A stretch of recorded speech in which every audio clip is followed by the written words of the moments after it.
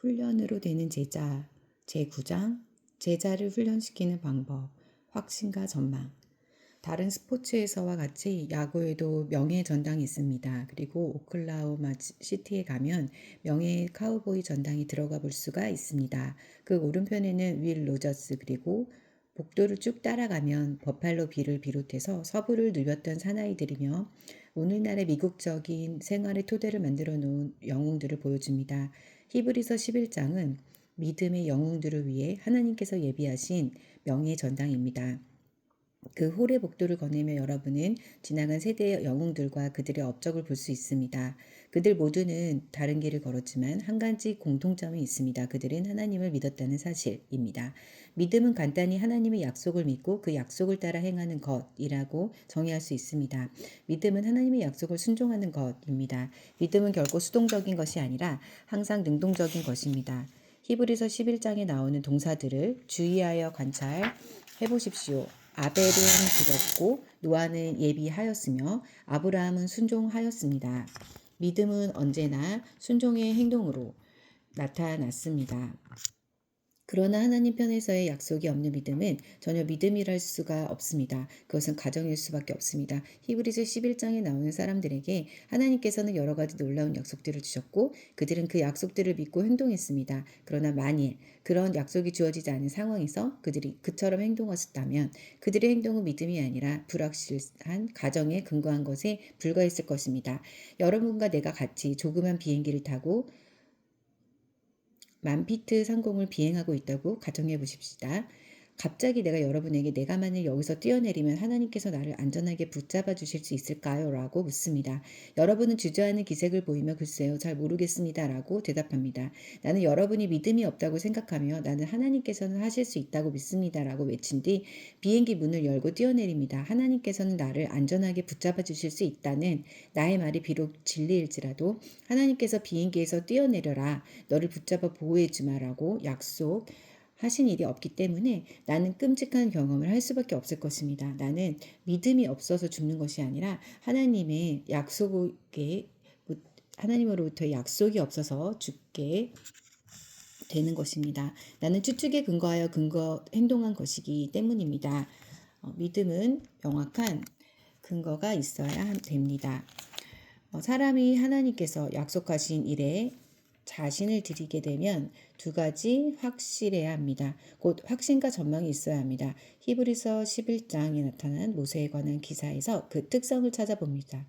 23절에는 믿음으로 모세가 낳았을 때 그 부모가 아름다운 아이임을 보고 석 달 동안 숨겨 임금의 명령을 무서워 아니하였으며라고 기록되어 있습니다.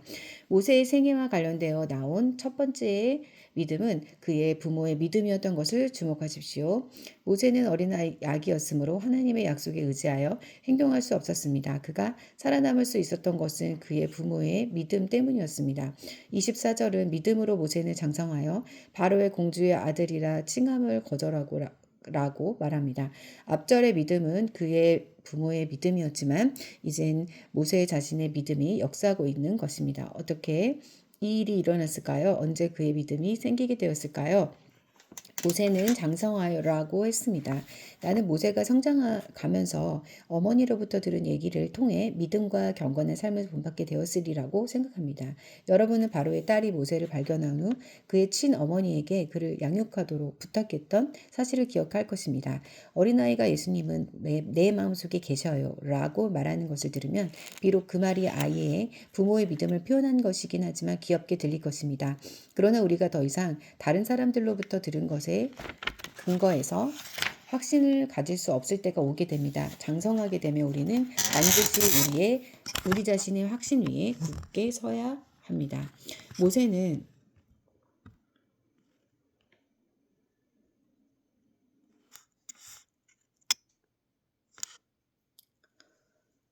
23절에서 그의 부모가 믿었던 같은 하나님을 믿고 있는 것을 24절에서 볼 수 있는데 이때 그의 확신은 그가 하나님과 개인적으로 교제하며 경험한 결과로 얻어진 그 자신의 확신이었던 것입니다.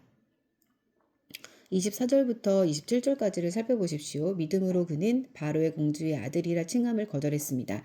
그는 잠시 죄악의 낙을 누리기보다 하나님의 백성과 함께 고난받기를 선택했습니다. 그는 또 믿음으로 애굽을 떠났습니다. 이런 행동들을 모두 모세 자신의 확신에 의해서 이루어진 일이었습니다. 우리가 훈련을 받게 될 때 초기 단계에서 우리가 무엇을 하게 되느냐는 대부분 우리를 돕는 사람들에 의해서 결정됩니다. 우리 어린 딸이 말하고 믿는 것은 대부분이 부모인 우리로부터 들은 것들입니다. 때로 그 아이가 기도하는 것을 들으면 웃음이 날 때가 있습니다. 왜냐하면 그 아이는 다른 사람들로부터 들었던 이해하지도 못하는 단어나 표현들을 섞어서 그대로 사용하고 있을 때가 많기 때문입니다. 어린 그리스도인들의 경우도 비슷합니다. 그들은 종종 자신들의 확신에 의해서가 아니라 다른 사람들의 제안 때문에 식사 전에 기도하기 시작하고 교회에 출석하기 시작하곤 합니다. 그것이 나쁠 것은 없습니다. 다른 사람의 영향으로 그리스도를 믿게 된 후 다른 사람의 영향으로 그 같은 습관이 형성되는 것은 자연스러운 일인 것입니다. 그러나 때가 되면 그런 이유들 때문에 어떤 습관이 생긴 것은 무의미하게 됩니다. 그는 점차적으로 자기 스스로의 확신에 의지해야 하기 때문입니다.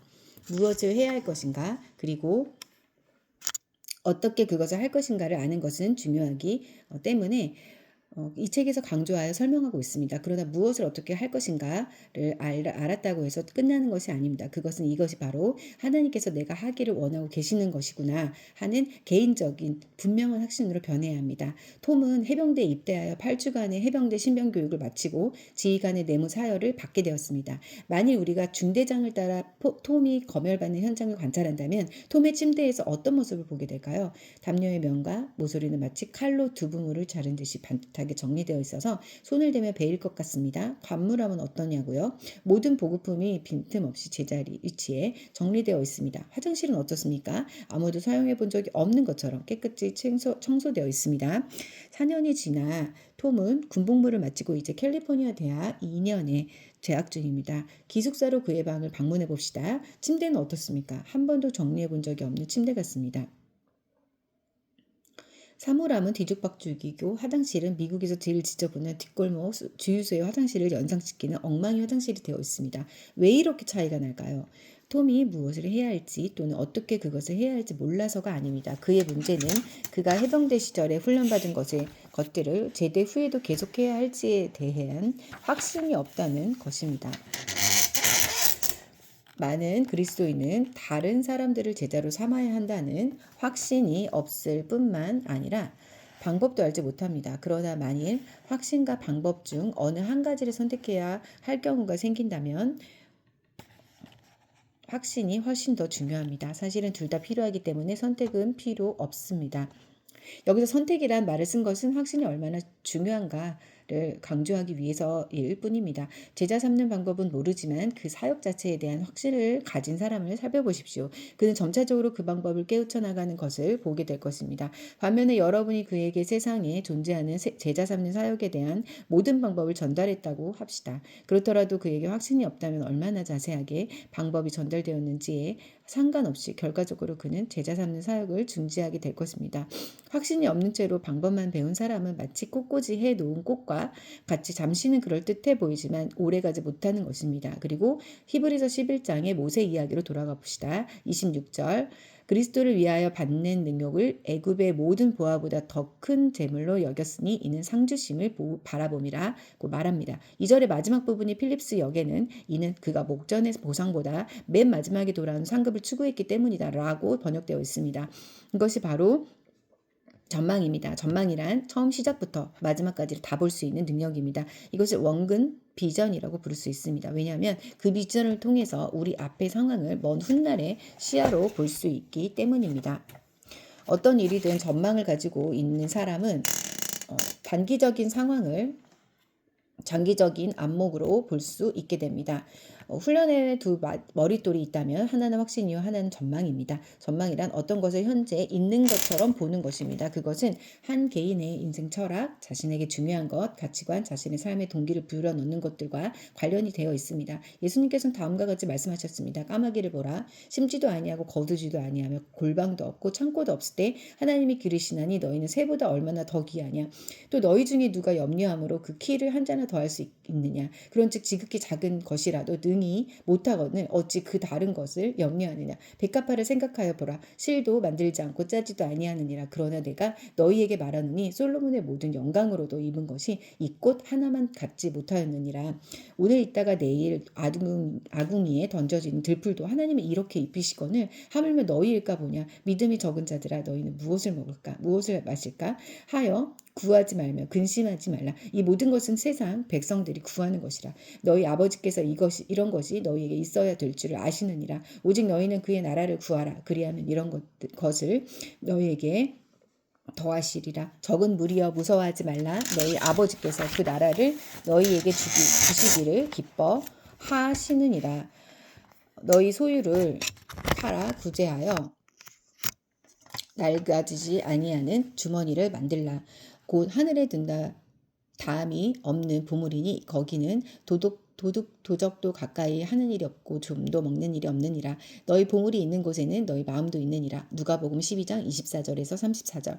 이것이 전망이란 말의 완벽한 표본입니다. 사물을 보되 처음부터 마지막까지를 그것이 있는 것처럼 보는 것입니다. 여기서 예수님께서는 우리에게 영원한 결과를 바라보며 현재 결정을 내리라고 권고하십니다. 사람이 의식적으로 죄를 짓게 되는 것은 그의 전망이 올바르지 못하거나 선명하지 않고 흐릿해할 뿐입니다. 그는 죄를 짓고도 그 결과를 피할 수 있다고 믿으며 자신을 속이는 것입니다. 어떤 사람이 은행에 침입하여 10만 달러를 훔칩니다. 그가 만일 그 범죄의 결과로 앞으로 25년 동안을 좁은 감방에서 보내고 있는 자신의 모습을 볼 수 있었다면